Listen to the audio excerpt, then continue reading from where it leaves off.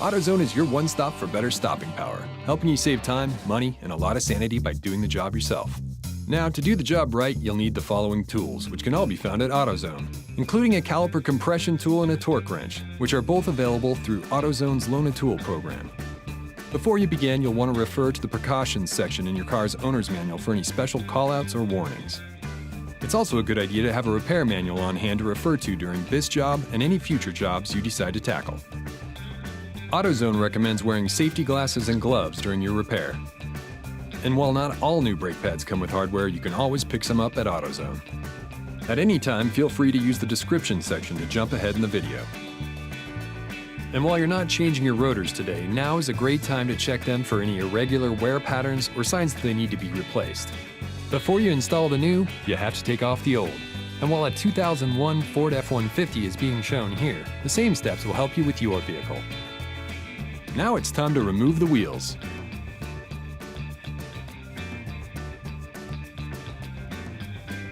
Safety first. You always want to chalk the wheels that you're not working on. Check the owner's manual for factory-approved jack points. Then place the jack under one of the recommended jack points. Raise your vehicle just enough to take some of the weight off the wheel. The tire should remain touching the ground. Then, use a tire iron to loosen the lug nuts. You can use the tire iron that came with your car, or you can grab a Duralast tire iron from AutoZone as shown here. Raise your vehicle to the appropriate height, then place the jack stand under the vehicle, near where the jack is touching it. Once you have the jack stand in the appropriate place, slowly lower the jack until the vehicle is resting securely on the jack stand.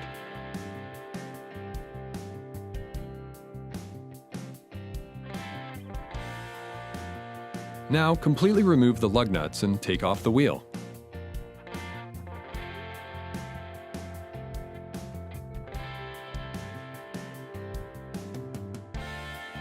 Turning your wheels 45 degrees gives you easier access to your caliper bolts.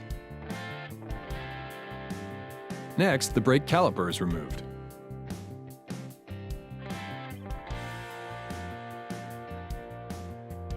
Before the caliper can be removed, the caliper piston might need to be pushed back to clear the rotor, and a flathead screwdriver or an angled pry bar tool is all you need.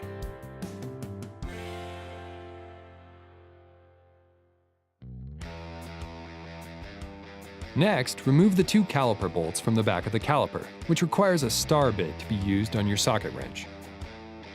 Most calipers last over 200,000 miles, but signs of brake fluid leaking, heavy rust, or piston binding could mean it's time to replace them. It's a good idea to inspect for signs of a problem during every brake job.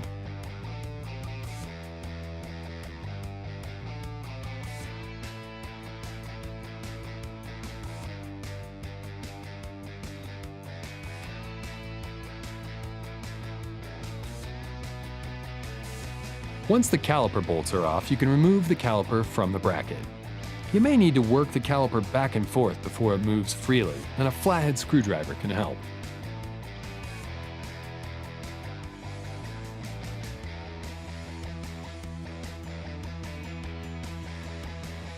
It's a good idea to hang the caliper out of the way with a hanger or bungee cord to keep the brake line safe and free from any stress or tension.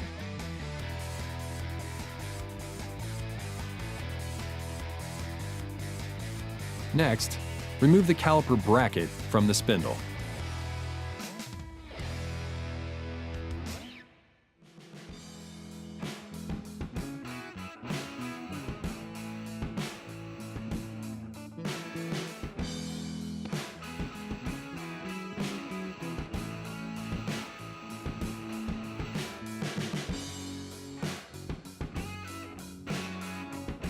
Once you're done, take a good look at your rotor.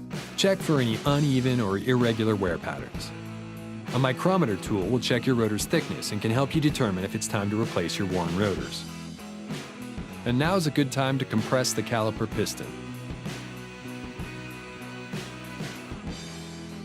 On this particular vehicle, you'll notice the caliper has two pistons that need to be compressed. And a caliper compression tool is going to make life easier, and you can borrow one from AutoZone, saving you from buying one or asking the neighbor for theirs.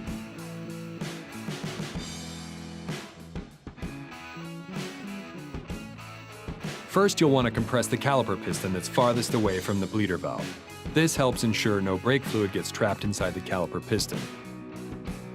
You want to keep the bleeder valve facing up to prevent air from getting in. Then, use your 10mm socket wrench to open the bleeder valve.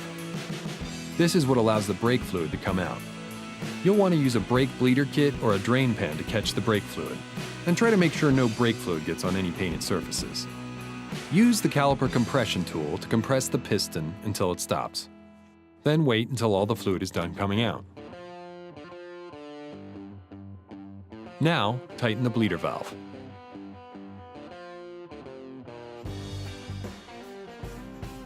And then you can compress the other piston. Once you have the caliper compression tool in the right place on the other piston, open up the bleeder valve again. Now compress the second piston until it stops. Then wait until all the fluid is done coming out.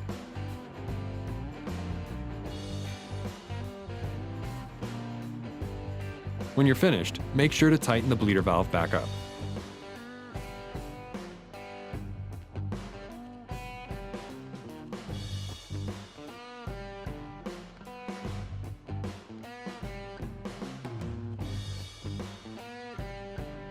And now's a good time to remove your old brake pads and hardware, which should be easy, but a flathead screwdriver might come in handy.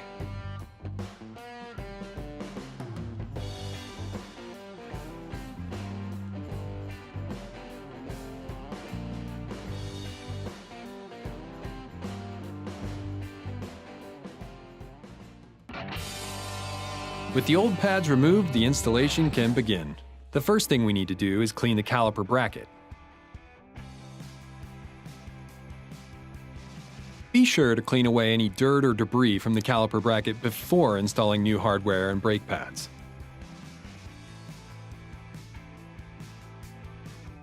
Now, install the new brake pad hardware.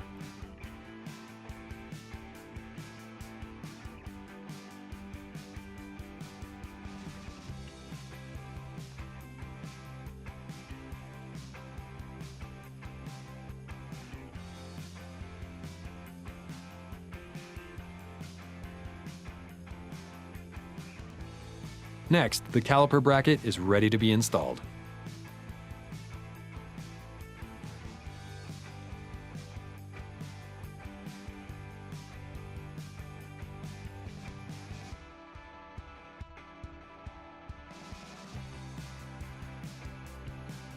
Be sure to tighten the caliper bracket bolts to the recommended torque specifications.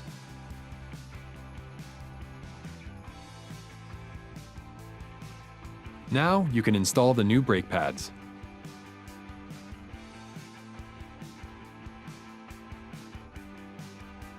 Now you'll want to apply brake caliper grease to your brake pads where the pads fit into the hardware. But also make sure not to get any grease on the side of the pad that contacts the rotor.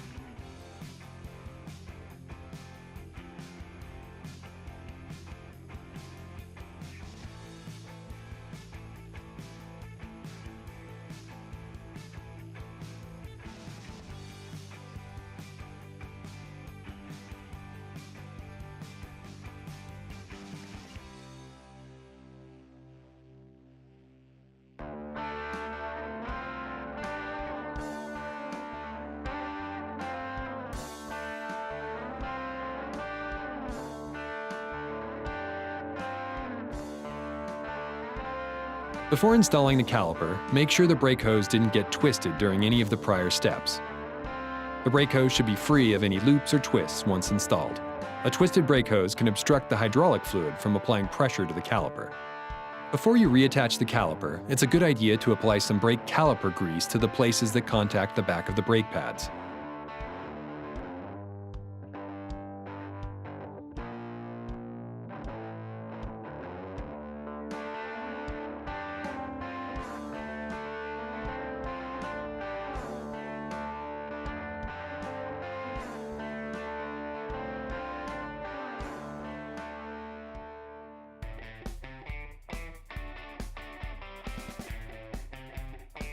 The caliper is reattached by pivoting the caliper into position.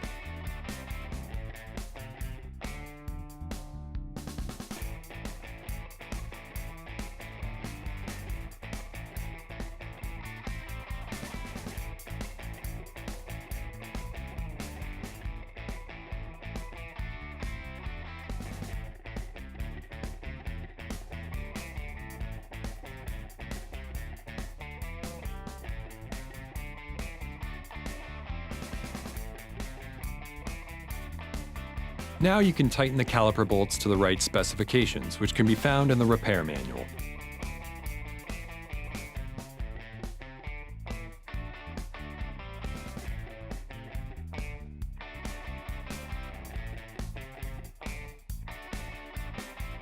Once the caliper is reinstalled, it's a good idea to bleed the brake one more time to make sure there isn't any air in the system.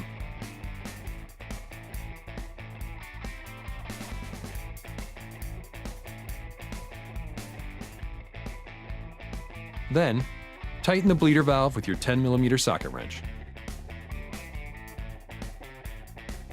Finally, it's time to throw the wheel back on.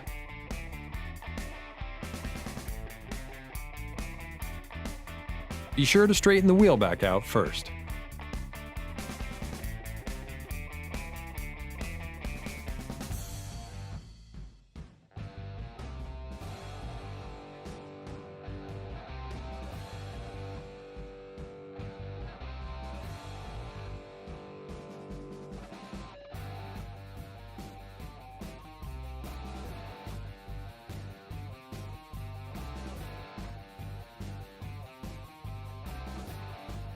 Now you can jack your vehicle back up enough to remove the jack stand.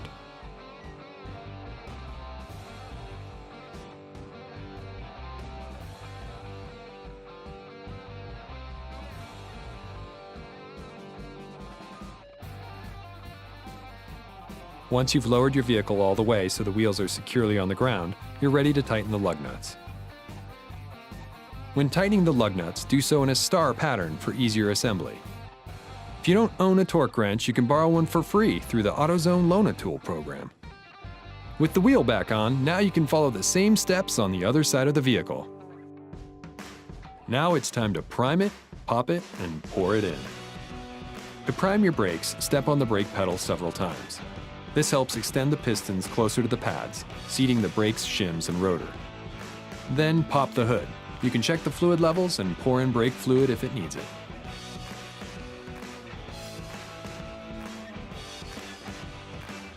And remember, it's a good idea to follow the 30-30-30 rule to brake in your new brakes. And be sure to check out our other DIY videos on our official AutoZone channel. Thanks for watching. Get in the zone, AutoZone.